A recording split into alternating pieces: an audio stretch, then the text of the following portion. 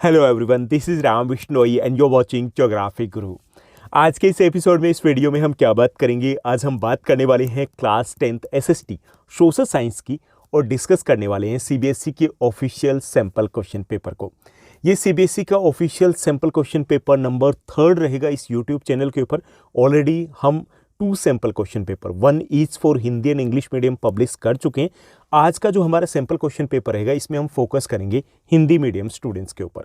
वैसे ये जो सैम्पल क्वेश्चन पेपर होता है, ये हमारी प्रिपरेशन के लिए, जब हम बोर्ड एग्जाम की प्रिपरेशन करते हैं तो उसके लिए एक बहुत इंपॉर्टेंट टूल होता है। ऐसा नहीं होता कि भाई सैम्पल क्वेश्चन पेपर दे दिया, बस यही देखना है कि कैसा आएगा, ऐसा नहीं होता। इसमें अगर हम बहुत अच्छे तरीके से एनालाइज कर पाए ना, तो काफ़ी हद तक हमारी प्रिपरेशन हो जाती है। देखिए, जब कोई भी क्वेश्चन पेपर सेटर होता है, जब वो क्वेश्चन पेपर को सेट करता है, आपके बोर्ड एग्जाम के क्वेश्चन पेपर को सेट करता है, तो उसको कौन से टूल मिलते हैं? उसको एक तो लास्ट ईयर का सैम्पल क्वेश्चन पेपर, जो बोर्ड का एनुअल क्वेश्चन पेपर है, वो दिया जाता है। एनसीईआरटी की बुक अवेलेबल करवाई जाती है। इसके साथ साथ सिलेबस की एक कॉपी दी जाती है और एक दिया जाता है सैम्पल क्वेश्चन पेपर, जो उस साल का बोर्ड का होता है। उन्हीं टूल्स को लेकर के वो जो पेपर सेटर होता है, वो क्वेश्चन पेपर को तैयार करता है। अब वो जो क्वेश्चन पेपर को तैयार करेगा, तो देखिए उसमें जो सैम्पल क्वेश्चन पेपर है, उसे कहीं ना कहीं वो इन्फ्लुएंस तो होगा, उसके माइंड में वो क्वेश्चंस तो रहेंगे। हो सकता है उनमें से कुछ क्वेश्चंस वो डायरेक्टली ले ले, हो सकता है कुछ क्वेश्चंस वो इनडायरेक्टली ले ले, हो सकता है उसकी लैंग्वेज को चेंज कर दे। एक चीज़ तो तय है, कुछ ना कुछ तो होगा। 25%, 30% कुछ हो सकता है। दूसरी चीज़ की एक पैटर्न का हमें आइडिया लगता है। जब हम सिंपल क्वेश्चन पेपर को सॉल्व करते हैं, तो हमारे माइंड में एक चीज़ आ जाती है कि इस टाइप का पैटर्न रहेगा, इस टाइप के क्वेश्चंस एग्जाम में आने वाले हैं। तो जब हम रिवीजन करते हैं ना, तो हम उसी पॉइंट ऑफ व्यू से सारी जो रिवीजन प्रिपरेशन है, उसके ऊपर फोकस कर पाते हैं। टाइम मैनेजमेंट के लिए बहुत इंपॉर्टेंट होता है। हम टाइम मैनेजमेंट है वो यहीं से सीख पाते हैं कि भाई कितना का टाइम हमें लेना है, कौन से सेक्शन में कहाँ पर हमें कितना टाइम देना है, क्वेश्चन की लैंग्वेज क्या रहने वाली है, वैल्यू बेस्ड क्वेश्चंस किस टाइप के रहने वाले हैं, वो सारे कंसेप्ट हमारे क्लियर हो जाते हैं जब हम सैम्पल क्वेश्चन पेपर को सॉल्व करते हैं। ओके, तो बहुत इंपॉर्टेंट है कि हम एटलीस्ट 1 सैम्पल क्वेश्चन पेपर वो अच्छे से सॉल्व करके जाएं, ताकि बोर्ड एग्जाम में जब हम बैठते हैं तो वहाँ पर किसी भी टाइप की कोई भी होच पोच या कोई भी गड़बड़ ना हो। Okay, let's begin. चलिए शुरुआत करते हैं। तो सबसे पहले देखिए कि आपकी स्क्रीन के ऊपर आप देख पा रहे हैं, ये सीबीएसई बोर्ड एग्जामिनेशन का सैम्पल क्वेश्चन पेपर है, जो मैं आपके साथ शेयर करने वाला हूँ। जो हम डिस्कस करने वाले हैं, थोड़ा सा फास्ट रहेंगे हम, यानी मोटे मोटे तौर पे हम पॉइंट्स को डिस्कस करेंगे, बहुत डीप नहीं जाएंगे। तो ये क्लास 10th का आपका सैम्पल क्वेश्चन पेपर है। मैंने यहाँ पे सी मेंशन किया क्योंकि यही मैंने अपने स्कूल में क्लास 10th सी को शेयर किया है। ओके, तो ये सब्जेक्ट आपका सोशल साइंस है, जिसका कोड 087 है। 3 आवर्स आपको मिलते हैं। मैक्सिमम मार्क्स आपका 80 का रहेगा एग्जाम। और यहाँ पे दिए गए हैं कुछ जनरल इंस्ट्रक्शंस। ये जो जनरल इंस्ट्रक्शंस हमें दिए गए हैं, जो सामान्य निर्देश जिसे हम हिंदी में कहेंगे, ये आपके सेम एज इट इज़ आपके बोर्ड एग्जाम के क्वेश्चन पेपर में रहेंगे। तो यहीं पे हम समझ लेते हैं कि आपके क्वेश्चन पेपर में क्या कुछ है। देखिए, आपके क्वेश्चन पेपर में टोटल 6 सेक्शंस रहेंगे, 6 खंड रहेंगे। ओके, ABCDE तथा F। टोटल जो क्वेश्चंस रहेंगे वो 37 रहेंगे। All the questions will be compulsory रहेंगे, यानी कि हमें इंटरनल चॉइसेस मिल सकती है, लेकिन ऐसा नहीं कि आप 37 में से एनी 30 कीजिए, ऐसा कुछ नहीं होगा। ओके, जो आपका सेक्शन ए रहेगा, उसमें 1 to 20 क्वेश्चन होंगे, सभी MCQs होंगे, 1 मार्कर क्वेश्चन होंगे। उसके बाद आपका जो सेक्शन बी रहेगा, उसमें क्वेश्चन नंबर 21 to 24 होंगे, और ये आपके very short answer type questions होंगे, और ये 2 मार्कर क्वेश्चन होंगे। ओके, उसके बाद आपका सेक्शन सी जो रहेगा, उसमें क्वेश्चन नंबर 25, 26, 27, 28, 29, यानी कि टोटल 5 क्वेश्चन रहेंगे, और ये आपके शॉर्ट आंसर टाइप क्वेश्चन रहेंगे, यानी कि आपके 3 मार्कर क्वेश्चन होंगे। 15 मार्क्स के हो जाएंगे 3 मार्कर। उसके बाद आपका सेक्शन डी रहेगा, यहाँ पे क्वेश्चन नंबर 30, 31, 32 एंड 33, यानी कि टोटल 4 क्वेश्चन होंगे। ये आपके लॉन्ग आंसर टाइप क्वेश्चन होंगे। ओके, और ये होंगे 5 मार्कर क्वेश्चन। टोटल 4 क्वेश्चन आपके 5 मार्कर रहेंगे, 20 मार्क्स के। यहाँ पे आपको इंटरनल चॉइसेस मिलने वाली है, डिटेल में भी हम देखेंगे इन चीज़ों को। उसके बाद आपका सेक्शन जो ई रहेगा, उसमें क्वेश्चन नंबर 34, 35 एंड 36 रहेंगे। ये आपके केस स्टडी बेस्ड क्वेश्चंस रहेंगे। ओके, केस स्टडी आपको दी जाएगी, उसको रीड आउट करना, उसी पर बेस्ड क्वेश्चंस होंगे। उसमें 3 क्वेश्चंस होंगे, 2 1 marker question and 1 2 marker question. उनमें से एनी 2 क्वेश्चन है वो डायरेक्ट हो सकते हैं, 1 क्वेश्चन आपका इनडायरेक्ट वहां से हो सकता है। क्लियर? तो ये पार्ट बहुत इंपॉर्टेंट है। और ये पार्ट सिर्फ इम्पोर्टेंट ये नहीं कि हमें यहाँ से क्वेश्चंस को फाइंड आउट करना है, यहाँ पे हमें किसी भी टाइप का एरर नहीं करना है और टाइम को ठीक से मैनेज करना है, ये मायने रखेगा यहाँ पर। उसके बाद आपका जो सेक्शन F रहेगा वो आपका मैप वर्क रिलेटेड क्वेश्चन रहेगा। इसमें 2 पार्ट्स रहेंगे, 37A एंड 37B। 37A जो रहेगा उसमें हिस्ट्री से रिलेटेड 2 पॉइंट्स आपसे पूछे जाएंगे, ओके। और जो 37B रहेगा उसमें आपके ज्योग्राफी से रिलेटेड आपके 3 मैप पॉइंट्स है वो आपसे पूछे जाएंगे। आपको 4 मिलेंगे, 4 में से 3 मैप पॉइंट्स है आपको वहाँ पे में आइडेंटिफाई करना है या फिर उनको लोकेट करना है, ओके। इसके अलावा यहाँ पर आपको इंटरनल चॉइसेस मिलेगी, ओवरऑल कहीं पर भी कोई चॉइसेस नहीं मिलेगी। यानी कि 37 question means we have to solve all the 37 question है, उनको सॉल्व करना है, क्लियर। इसके अलावा जो भी पार्ट आपको मिलेगा section A B C D, जहाँ पर रिक्वायर्ड है वहाँ पर कुछ जनरल इंस्ट्रक्शंस आपको दिए होंगे, क्लियर। ऐसा एज इट इज़ आपके बोर्ड एग्जाम में भी होने वाला है। तो चलिए हम सॉल्व करते हैं इस सैम्पल क्वेश्चन पेपर को। तो यहाँ देखिए, सबसे पहले हम सेक्शन A की बात करेंगे। यहाँ पे हमें मिलेंगे MCQs, 20 MCQs होंगे। और जैसा कि मैंने बताया कि हम यहाँ पर हिंदी मीडियम के लिए ये क्वेश्चन पेपर सॉल्व करने वाले हैं, क्योंकि हिंदी मीडियम के लिए क्वेश्चन पेपर है वो ईजिली अवेलेबल नहीं हो पाता गूगल पर भी, और CBSE भी ओनली इंग्लिश मीडियम में जो सैम्पल क्वेश्चन पेपर है वो रिलीज करता है। तो इसमें देखिए फर्स्ट जो हमें क्वेश्चन दिया गया, डेस रिक्स्तान 1832 में ग्रीस को स्वतंत्र राष्ट्र के रूप में मान्यता दी, किसने? तो यहाँ देखिए करेक्ट आंसर आपका C हो जाएगा, कॉन्स्टेंटिनोपल, ओके। कॉन्स्टेंटिनोपल, जिसको कुस्तुनतुनिया हिंदी में हो सकता है ऑप्शन कि कुस्तुनतुनिया है, उस संधि के द्वारा 1832 में ग्रीस को स्वतंत्र राष्ट्र के रूप में मान्यता दी गई थी। उसके बाद नेक्स्ट जो हमारा क्वेश्चन रहेगा, सेकंड क्वेश्चन को देखिए। सेकंड क्वेश्चन है असम में बागान श्रमिकों पर असहयोग आंदोलन का क्या प्रभाव पड़ा? तो इसमें करेक्ट आंसर हमारा रहेगा कि उन्होंने वृक्षारोपण छोड़ दिया और घर चले गए थे, ओके। तो ए करेक्ट आंसर हो जाएगा। थर्ड जो क्वेश्चन दिया गया, गुलामगिरी पुस्तक किससे संबंधित? देखिए गुलामगिरी पुस्तक है, इसके राइटर है ज्योतिबा फूले, और ये जाति व्यवस्था के अन्याय के खिलाफ थी, तो सी करेक्ट आंसर रहेगा। उसके बाद हमारा फोर्थ क्वेश्चन जो रहेगा यहाँ पे MCQs में, औद्योगिक क्रांति से गुजरने वाला पहला देश है, तो पहला देश ब्रिटेन था, बी करेक्ट आंसर आपका हो जाएगा।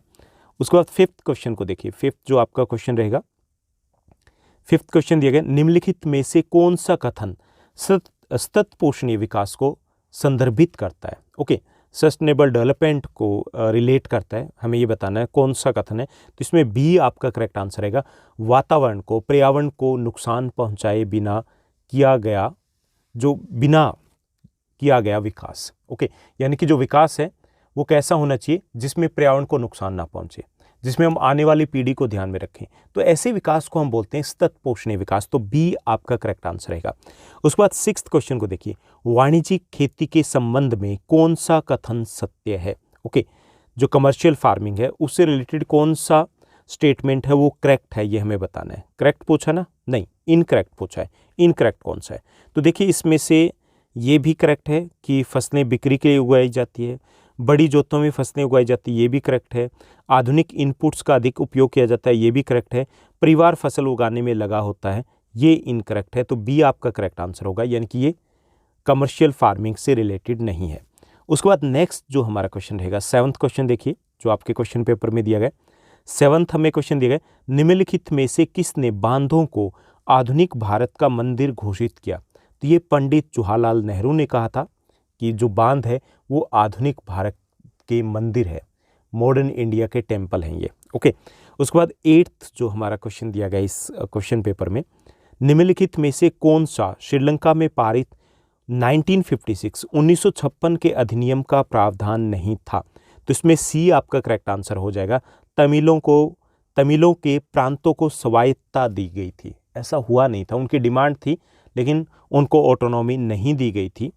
तो ये सी आपका करेक्ट आंसर हो जाएगा, क्योंकि ये 1956 का जो प्रोविज़न था उससे रिलेटेड नहीं था।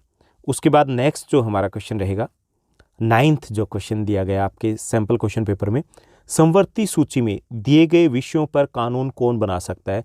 तो संवर्ती सूची जो होती है हमारे, देखिए आपके पास एक यूनियन लिस्ट होती है हमारे कॉन्स्टिट्यूशन में।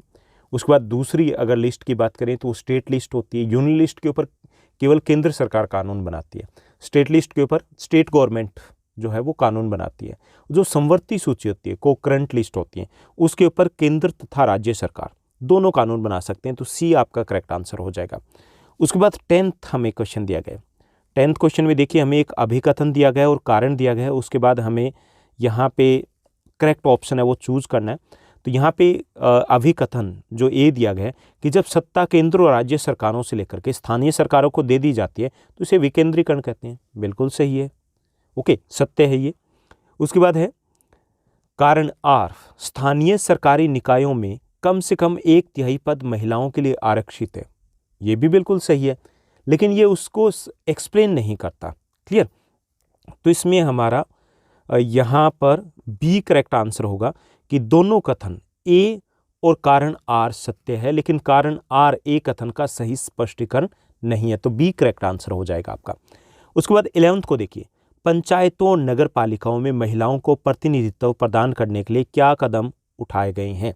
ओके, महिलाओं के लिए आधी सीटों पर चुनाव के लिए आरक्षण है, 1/3 महिला सदस्यों की नियुक्ति है, या महिलाओं के लिए 1/3 सीटों पर चुनाव के लिए आरक्षण है। तो देखिए सी करेक्ट आंसर हो जाएगा, महिलाओं के लिए 1/3 सीटों पर चुनावों के लिए आरक्षण दिया गया है। तो सी आपका करेक्ट आंसर रहेगा 11th क्वेश्चन में। उसके बाद 12th क्वेश्चन देखिए, 12th जो हमें क्वेश्चन दिया गया है इस सैम्पल क्वेश्चन पेपर में, एक गठबंधन क्या होता है। तो देखिए इसमें करेक्ट आंसर आपका बी रहेगा, जब कई पार्टियां चुनाव लड़ने के लिए हाथ मिलाती हैं, कि मिलकर के चुनाव लड़ती है, कि चलो मिलकर के चुनाव लड़ते हैं, तो उसे हम गठबंधन कहेंगे। क्लियर? उसके बाद 13th जो हमें क्वेश्चन दिया गया, 13th क्वेश्चन को देखिए, यहाँ पे हमें जो लिस्ट ए जो दी गई है उसको लिस्ट बी के साथ मैच करना है। तो यहाँ पर आप देखिए सत्ता का बंटवारा, इसका करेक्ट आंसर बी हो जाएगा कि सामाजिक समूहों के बीच में संघर्ष की संभावना को कम करता है। जांच और संतुलन की अगर बात करें तो सरकार के विभिन्न अंगों के बीच में जो सत्ता का बंटवारा है उसे चेक एंड बैलेंसेस कहा जाता है। लंबवत जो वर्टिकल डिवीजन होता है वो सरकार के विभिन्न सत्रों के बीच में सत्ता का बंटवारा होता है। और आरक्षित निर्वाचन क्षेत्र जो होता है वो विभिन्न सामाजिक समूह द्वारा आपस में सत्ता की साझेदारी का एक एग्जाम्पल होता है। यानी कि फर्स्ट का बी रहेगा और सेकंड का आपका डी रहेगा और थर्ड का आपका ए रहेगा और फोर्थ का आपका सी रहेगा। तो इसमें हम देख लेते हैं कि कौन से वाले में ये सारे ऑप्शन करेक्ट है। तो इसमें देखिए सी जो है वो आपका करेक्ट आंसर हो जाएगा, यहाँ पर सी करेक्ट आंसर रहेगा। उसके बाद नेक्स्ट हमारा 14th क्वेश्चन को देखिए, क्वेश्चन नंबर 14th हमारा क्वेश्चन यहाँ पे दिया गया कि यहाँ पर क्या करना है कि परस्पर विरोधी विकासात्मक लक्ष्यों के आधार पर निम्नलिखित में से कौन से जोड़े सही सुमेलित नहीं है। देखिए विकास के लक्ष्य आपस में टकराने वाले हो सकते हैं। तो यहाँ देखिए श्रमिक चाहते हैं कि अधिक वेतन मिले और जो इंडस्ट्रियलिस्ट है वो चाहते हैं कि भाई सस्ते में मजदूर मिल जाए। अमीर किसान है वो खाद्यान्न को ऊंचे दाम जो अमीर किसान है वो खाद्यान्नों को ऊंचे दामों में बेचना चाहते हैं, जबकि गरीब मजदूर है वो चाहते हैं कि कम कीमत में मिले। ओके, विरोधी यहाँ पे लक्ष्य हो गए ना विकास के, टकराने वाले हो गए, एक दूसरे के उल्टा सोच रहे हैं, लेकिन दोनों के लिए विकास के लक्ष्य है। ओके, ऐसे ही देखिए बांध के निर्माण का अर्थ है लोगों के लिए अधिक और सस्ती बिजली मिलेगी।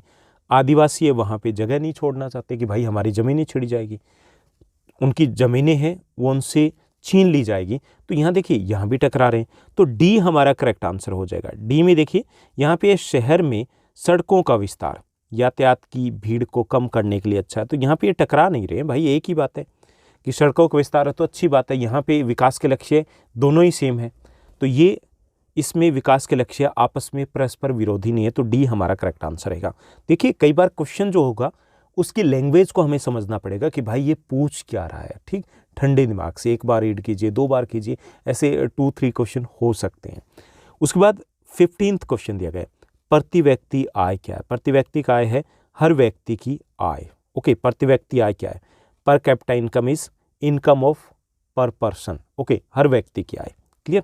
तो बी करेक्ट आंसर रहेगा। उसके बाद नेक्स्ट जो हमारा क्वेश्चन रहेगा 16th क्वेश्चन है। 16th क्वेश्चन की अगर बात करें तो ये MCQs में हमें दिया गया कि निम्नलिखित में से गलत विकल्प का चयन कीजिए। देखिए कुरियर जो सर्विसेज है वो तृतीय क्षेत्र में आती है, सही है। मछुआरा है वो प्राथमिक क्षेत्र में है, सही है।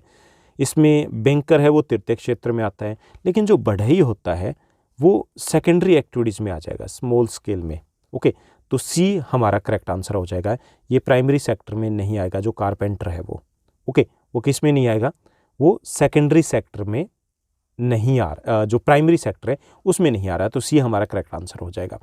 उसके बाद देखिए 17th क्वेश्चन है, अ डेट ट्रैप यानी कि एक ऋण जाल है, उसका अर्थ क्या होता है, क्रेडिट राशि को चुकाने में असमर्थता। ये करेक्ट आंसर होगा कि ऋण जाल कब होता है कि जब हम ऋण लिया है और वो व्यक्ति चुकाने में असमर्थ हो जाए, तो उसे कहते हैं ऋण का जाल हो गया, क्योंकि वो ब्याज दर है फिर वो बढ़ती जाती है और वो ऋण, वो लोन, वो क्रेडिट वो भी बढ़ता जाता है। ओके, उसे हम डेट ट्रैप या ऋण जाल बोलते हैं।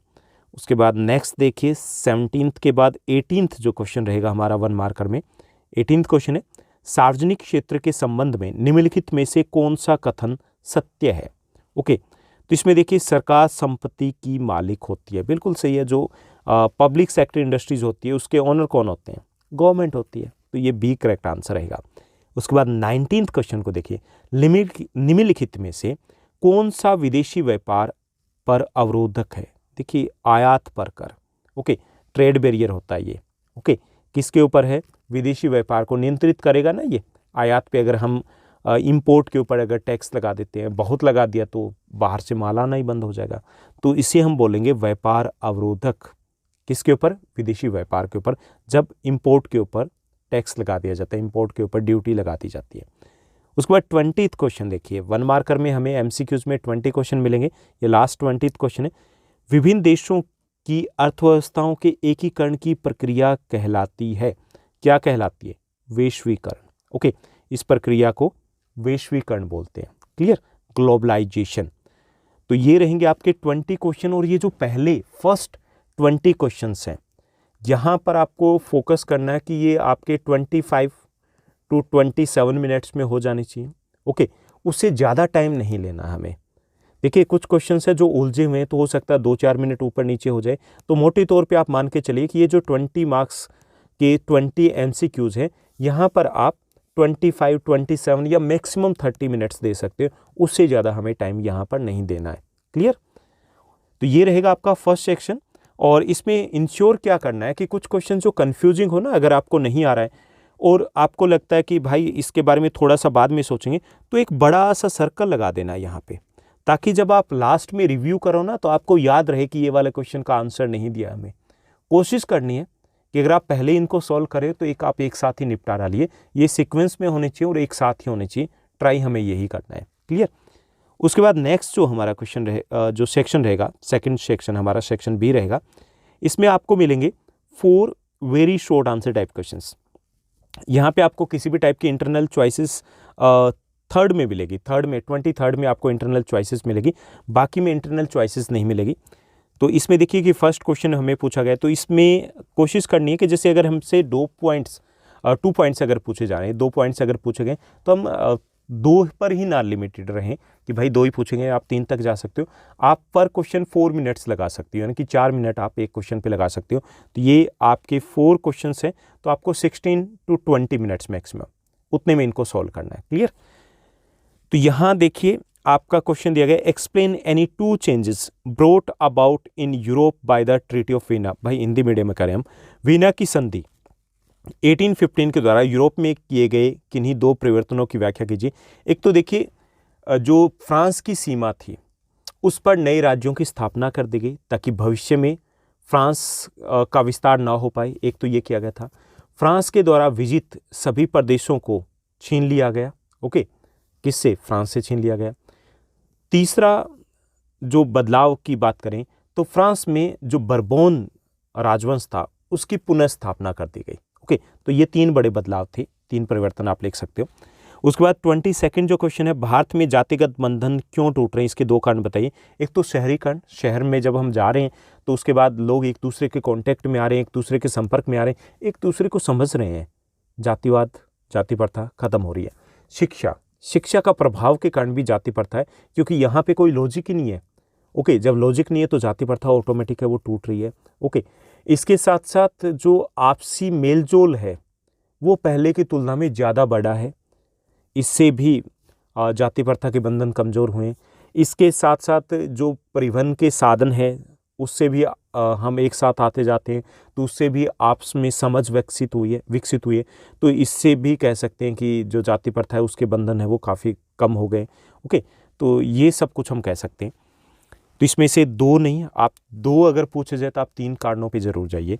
उसके बाद नेक्स्ट जो हमारा 23 दिया गया, खनिज के संरक्षण के किन्हीं 2 उपायों पर प्रकाश डालिए। देखिए एक तो पहला जो उपाय है, जैसे हम ऊर्जा खनिजों की बात करें तो गैर परंपरागत की जगह हम परंपरागत की जगह गैर परंपरागत ऊर्जा के संसाधनों का प्रयोग कर सकते हैं। ओके, इसके अलावा इनके जो सब्स्टिट्यूट अगर उपलब्ध हैं तो उनका उपयोग किया जा सकता है, एक उपाय ये भी हो सकता है। इसके साथ साथ जैसे हम आधुनिक तकनीक का उपयोग करें जिससे कि खनन के दौरान जो वेस्टेज होती है उसको हम कम किया जा सके, तो ऐसे उपाय अपनाए जा सकते हैं। ऑप्शन में हमें दे रखा है पेट्रोलियम के महत्व पर प्रकाश डालिए। देखिए पेट्रोलियम जो होता है खनिज तेल, पेट्रोलियम मतलब पेट्रोल और डीजल, खनिज तेल को काला सोना कहा जाता है, ब्लैक गोल्ड भी इसको कहा जाता है। ये बहुत महत्वपूर्ण ऊर्जा संसाधन है। विशेष तौर पर जो व्हीकल है, हमारे परिवहन के साधन है, उनके लिए खनिज तेल है वो बहुत महत्वपूर्ण है। इसके साथ साथ जो पेट्रोकेमिकल इंडस्ट्रीज़ है उनके लिए भी कच्चे माल के तौर पर काम करता है। तो आप 2-3 पॉइंट लिख सकते हो। और भारत की अगर बात करें तो भारत में मुंबई हाई, गुजरात और असम, ये 3 महत्वपूर्ण क्षेत्र है जहाँ से खनिज तेल को निकाला जाता है। उसके बाद है what are the modern forms of currency. इसमें देखिए चेक हो गया, ओके, पेपर मनी हो गई, आपकी प्लास्टिक मनी होगी, जो ATM कार्ड, डेबिट कार्ड ये हो गए। इसके अलावा ई-वॉलेट्स हो गए। तो ये सारे मॉडर्न करेंसी के फॉर्म्स है, रुपए के, मुद्रा के आधुनिक रूप हैं ये। क्लियर? तो ये रहेगा आपका सेक्शन बी, जिसमें आपको 4 2 मार्कर क्वेश्चन मिलेंगे।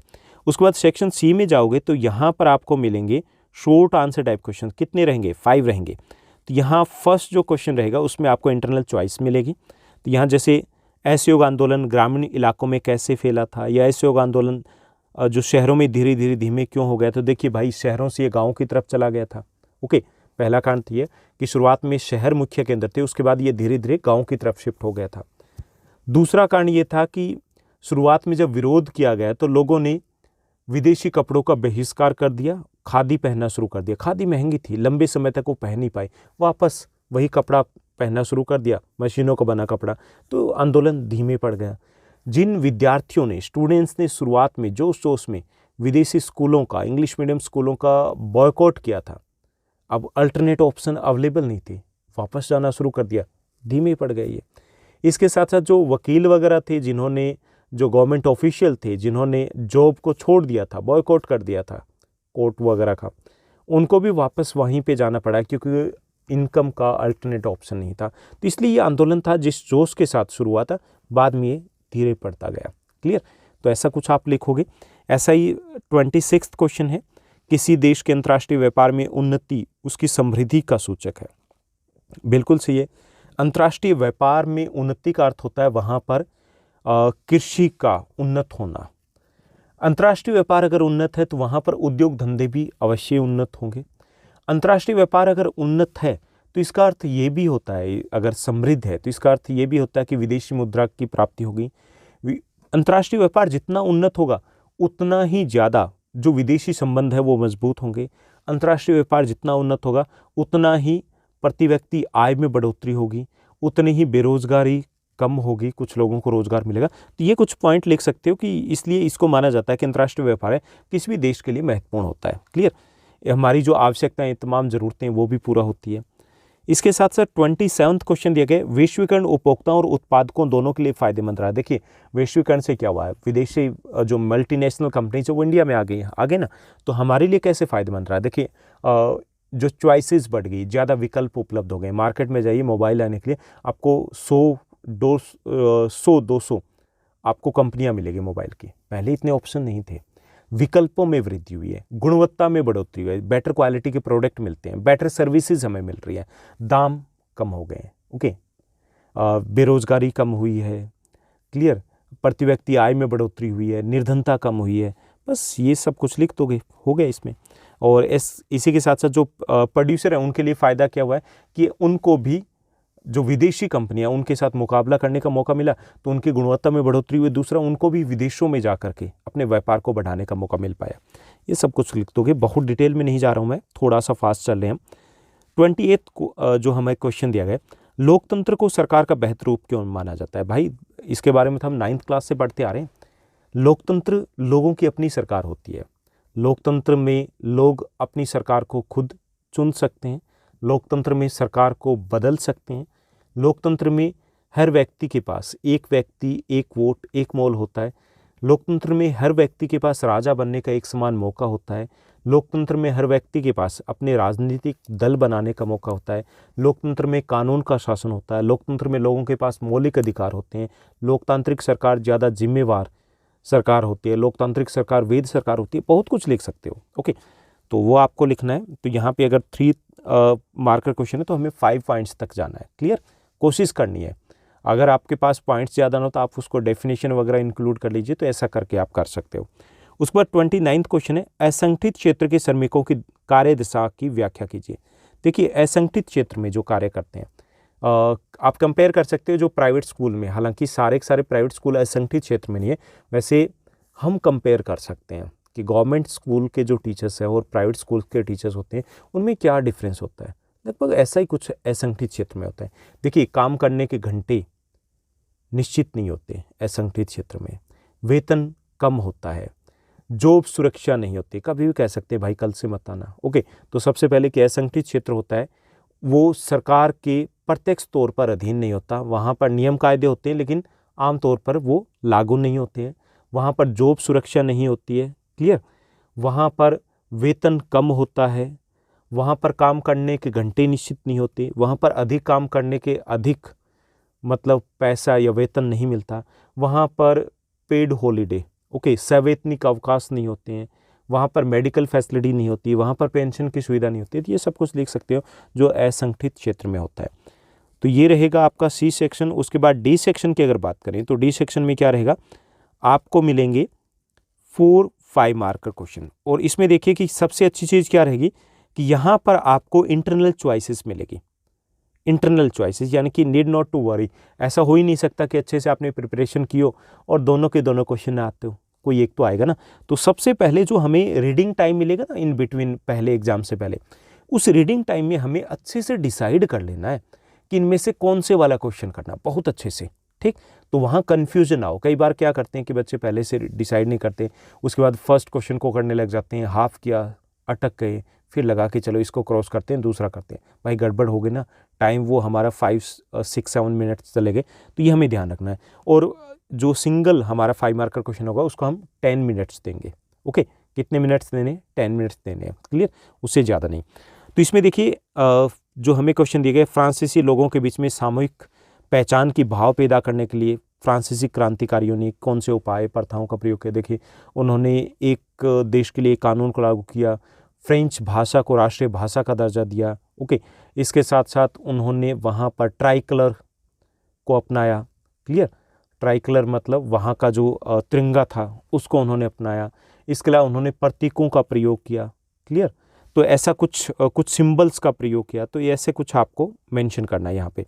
ऐसे ही जापान में मुद्रण संस्कृति कब आई, कहाँ से आई, कौन लेकर के गए? तो देखिए, चाइना से पहुँची थी 1868 के आसपास, और यहाँ पर डायमंड सूत्र है 1768 के आसपास ये पहुँची थी चाइना से। और उसके बाद डायमंड सूत्र है वो सबसे पुरानी ओल्डेस्ट जैपनीज पब्लिश्ड बुक थी। और बाद में यहाँ पर जो एदो है, जो अभी मॉडर्न टोक्यो है, वो यहाँ पर प्रिंट कल्चर है उसका सेंटर बन जाता है। कितागाओ उतामारो जो थे उन्होंने यहाँ पर मॉडर्न संस्कृति के प्रचार प्रसार में बड़ा योगदान दिया। और वो विशिष्ट शैली में, जिसको ऊकियो बोला जाता था, उसमें ऊकियो का अर्थ होता है कि जो चलती फिरती दुनिया है, उसके चित्रण किया करते थे। ये सब कुछ यहाँ पर हमें मेंशन करना है। तो इसमें देखिए कि जो क्वेश्चन आपको लगे ना, इनमें डिसाइड करना है कि भाई इसको ज़्यादा लेंथी अच्छे से लिख सकते हैं, तो उस क्वेश्चन के साथ आना है। उसी तरीके से 31st क्वेश्चन है, उद्योग पर्यावरण को कैसे प्रदूषित करते हैं। 5 एग्जाम्पल के साथ बताना है कि हाँ ऐसे ऐसे करते हैं और उन शहरों के आसपास काफ़ी पॉल्यूशन है। तो ये सब कुछ आप लिख दोगे। इसमें जल प्रदूषण भी करते हैं, भूमि प्रदूषण भी करते हैं, इसमें आप बताओगे वायु प्रदूषण भी करते हैं, ध्वनि प्रदूषण भी करते हैं, सब कुछ आप बता दोगे इसमें। ऐसे ही 5वां जो इसमें आप लिखोगे उसमें थर्मल प्रदूषण भी करते हैं। ऐसे विनिर्माण क्षेत्र क्या है? वी जमा में निर्माण, वी का अर्थ होता है दोबारा और निर्माण का अर्थ होता है बनाना। ओके, तो सेकेंडरी सेक्टर है उसमें आता है विनिर्माण, जैसे गन्ने से चीनी बनाना, ओके, कपास से कपड़ा बनाना, तो ये सारा विनिर्माण क्षेत्र में आता है। और ये क्यों महत्वपूर्ण है तो आप बताओगे कि इसका अर्थव्यवस्था में या देश के लिए क्या महत्व है। तो ये हम मोस्ट इंपॉर्टेंट क्वेश्चंस की सीरीज में रिसेंटली मतलब आज ही मैंने पब्लिश किया ये। ओके, तो वहाँ से आप इसका आंसर देख सकते हो, अदरवाइज बड़ा सिंपल सा आंसर है, आप इसको लिख सकते हो। उसके बाद देखिए हमारा जो 32 क्वेश्चन है, यहाँ पर भी हमें पोल साइंस से क्वेश्चन रहेंगे। ये 32 जो रहेगा, तो यहाँ पर भी हमें इंटरनल चॉइसेस मिलेगी। राजनीतिक दलों के किन्हीं 5 कार्यों को बताइए। भाई, चुनाव लड़ना, सरकार बनाना, सरकार को चलाना, विपक्ष की भूमिका निभाना, कानूनों का निर्माण करना, नीतियों का निर्माण करना और जनता और सरकार के बीच में कड़ी का कार्य करना, ओके, जनमत का निर्माण करना, ये सब कुछ कार्य रहेंगे यहाँ पे। या फिर सुधार के सुझाव दे दीजिए, या क्या क्या सुधार किए गए वो सब कुछ आप बता सकते हो। तो देखिए सुधार के लिए जैसे स्टेट फंडिंग होनी चाहिए, यानी कि जो चुनाव में पैसा है वो सरकार की तरफ से लगाया जाए ताकि सबके लिए बराबरी हो। जो अपराधी है उनके चुनाव लड़ने पर पूरी तरीके से रोक होनी चाहिए। क्लियर। इसके साथ साथ और सुझाव दे सकते हैं, महिलाओं के लिए 50% 50% आरक्षण होना चाहिए। 33% तो दे दिया, हम उससे ज़्यादा दे सकते हैं। इसके साथ साथ दल बदल पर पूर्ण तरीके से रोक होनी चाहिए। भ्रष्टाचारी है उनके चुनाव लड़ने पर रोक होनी चाहिए। और इसके अलावा कहीं पर भी अगर डराया धमकाया जाता है तो ऐसे जो कैंडिडेट हैं उनके ऊपर रोक लगनी चाहिए। ऐसे कुछ सुझाव हम दे सकते हैं, तो वो दिया जा सकता है। क्लियर। तो आप कुछ सुझाव दोगे और कुछ जो बदलाव आए हैं उनके बारे में बता दोगे। 33 जो हमारा क्वेश्चन रहेगा, इसमें 2 क्वेश्चन जो रहेंगे इंटरनल चॉइसेस के साथ, तो वो हमारे इकोनॉमिक्स में से रहेंगे। और इकोनॉमिक्स की बात करें तो उसमें आपके लिए 3rd जो चैप्टर वो ज़्यादा इंपॉर्टेंट रहेगा। तो यहीं से क्वेश्चन है कि एक में तो हमसे पूछा गया कि भाई जो ऋण है वो क्यों इंपॉर्टेंट होता है, लोन बता दोगे ईजिली, बहुत ईजी है। और ऐसी जो बैंक या फिर कोऑपरेटिव सोसाइटीज़ है वो गाँव में भी होनी चाहिए। ये तो मोस्ट इंपॉर्टेंट में मैंने डाल रखा कि भाई ये तो आएगा। तो ये क्वेश्चन भी इंपॉर्टेंट है, क्यों होना चाहिए। ओके, तो ये रहेंगे आपके 5 मार्कर क्वेश्चन। क्लियर। उसके बाद आपका सेक्शन ई रहेगा, इसमें आपको केस स्टडी बेस्ड क्वेश्चन मिलेंगे। आपको 3 केस स्टडी बेस्ड क्वेश्चन होंगे, 12 मार्क्स के होंगे। जो केस स्टडी बेस्ड क्वेश्चन है उसको आपको 8-9 मिनट्स में कवर करना है। फर्स्ट मतलब जो भी है उससे ज़्यादा आपको टाइम नहीं लगाना है। तो यहाँ पे केस स्टडी बेस्ड में क्या करना है आपको कि आराम से अंडरलाइन करते हुए चलना है कि जो जो इंपॉर्टेंट पॉइंट्स है उसको अंडरलाइन कर लीजिए। उसके बाद आप क्वेश्चन के ऊपर आओगे तो ईजिली आपको आंसर फाइंड आउट करने में दिक्कत नहीं होगी। हालांकि कुछ क्वेश्चन ऐसे हो सकते हैं कि भाई एक आध क्वेश्चन की डायरेक्ट आंसर ना दिया गया, तो आपको उसके कंक्लूजन को समझना है कि क्या कुछ कह रहे हैं, तो ये हमें ध्यान रखना है। और इसमें अगर 1 मार्कर क्वेश्चन है तो कोशिश कीजिए कि मैक्सिमम आप 2 लाइन में, 1 और 2 लाइन में आंसर दोगे, मैक्सिमम 2 हो सकती है। और यहाँ पे 2 मार्कर है तो मैक्सिमम 3 लाइन में जाइए, ऐसे नहीं कि पूरा पैराग्राफ ही वहाँ पे छाप के आ जाए, ये नहीं करना आपको। क्लियर। ऐसे ही आपका 34th रहेगा, 35th भी इसी टाइप से रहेगा, केस स्टडी बेस्ड क्वेश्चन रहेंगे। और 36th है वो भी इसी टाइप से रहेगा, केस स्टडी बेस्ड यहाँ पर क्वेश्चन रहेंगे। तो आराम से करना है, यहाँ पे किसी भी टाइप की गड़बड़ नहीं करनी, ईजी रहेंगे, हालांकि टाइम कंज्यूमिंग होंगे। उसके बाद 37th जो आपका क्वेश्चन रहेगा, इसमें आपके 37A और B मिलेगा। 37A में जो क्वेश्चन रहेंगे आपके वो रहेंगे आपके हिस्ट्री में से। जैसे देखिए place where Congress session held in December 1920। तो अब देखिए हमें कैसे लोकेट करना है। तो अगर आपको वो प्लेस मिल जाता है, क्लियर, आपको वो प्लेस मिल गया कि वो कहाँ पर है, आपने देखा कि वो यहाँ पे नागपुर में है दिसंबर 1920 में, तो यहाँ पे आप जो नागपुर है तो इस टाइप से ट्रायंगल बना दिया। उसके बाद आपको लिखिए ए के बाद लिखिए नागपुर, उसके बाद ब्रैकेट में लिख सकते हैं आप ये पूरा क्वेश्चन की ये वो वाला जगह है। उसका आंसर लिखना ज़रूरी है कि ये नागपुर है। ओके, ए भी लिखना जरूरी है, नागपुर भी लिखना जरूरी है। अगर सीधा ही आपने शो कर दिया, आपने बताया नहीं कि आपने इसको आइडेंटिफाई कर लिया, तो गड़बड़ हो जाएगी, ये ध्यान रखना। ऐसी place associated with the cotton mill workers movements, that is Ahmedabad. तो हमें अहमदाबाद को लोकेट भी करना है और उसके बाद उसको नेम भी मेंशन करना है कि अहमदाबाद है। ओके, और जियो में से हमें 4 पॉइंट्स मिलेंगे, हमें यानी 3 पॉइंट्स करने हैं। डू ऑल द 4 पॉइंट्स, मैं कहूँगा कि 4 के 4 पॉइंट्स ही आपको करने। 3 जो भी करेक्ट होंगे अपने आप ले लिए जाएंगे। Salal dam that is J&K, Jammu and Kashmir में है। उसके बाद कलपक्कम एटॉमिक पावर स्टेशन है, ये तमिलनाडु में हो गया। Bengaluru software park easily locate कर पाओगे कर्नाटका में। Marmagao port that is in Goa, तो ये आपको लोकेट करने हैं ABC, और ये पूरा आपको नेम भी लिखना है, ठीक। तो ये आप ध्यान रखिएगा। इसके साथ साथ एक और चीज़ मैं आपको दिखा दूं कि यहाँ पर कई बार गड़बड़ हो जाती है, किसी मैप के साथ या कहीं पे डायग्राम या पिक्चर दी होती है तो वहाँ पर एडिशनल क्वेश्चन दिया होगा, and that is for visually impaired candidates only. Okay, दृष्टिबाधित उम्मीदवारों के लिए होता है, यानी ये आपके लिए नहीं है, आपको तो वही जो पहले ऑप्शन दिया गया है उन्हीं क्वेश्चंस को सॉल्व करना है। और इस टाइप से आपको एक मैप भी दिया जाएगा, और जो मैप है उसमें ये पॉइंट्स पहले से लोकेट होंगे कि भाई ये ए पॉइंट है, इसको आइडेंटिफाई कीजिए, बी को आइडेंटिफाई कीजिए। तो यहाँ पे आपको आइडेंटिफाई करना है और लेबलिंग करनी है, तो ये सब कुछ रहेगा। तो ये था आपका सैम्पल क्वेश्चन पेपर, होपफुली आपके लिए काफ़ी हेल्पफुल रहेगा। और अगर आपको ये वीडियो अच्छी लगी तो इस वीडियो को लाइक और शेयर ज़रूर कीजिएगा। आप अपने फ्रेंड्स के साथ, टीचर्स के साथ शेयर कर सकते हो, क्योंकि उनके लिए भी ये काफ़ी इंपॉर्टेंट रहने वाला है। इसके अलावा और किसी भी टॉपिक के ऊपर अगर आपको क्लास 10th से रिलेटेड, कोई भी बोर्ड एग्जाम से रिलेटेड कोई भी अपडेट चाहिए या टॉपिक से रिलेटेड कोई वीडियो चाहिए, तो आप कमेंट सेक्शन में कमेंट कर सकते हो। क्लास 10 सोशल साइंस के सभी chapters, map work, simple question paper, everything we have already published. आज के लिए बस इतना ही। Thank you, bye bye, have a nice day.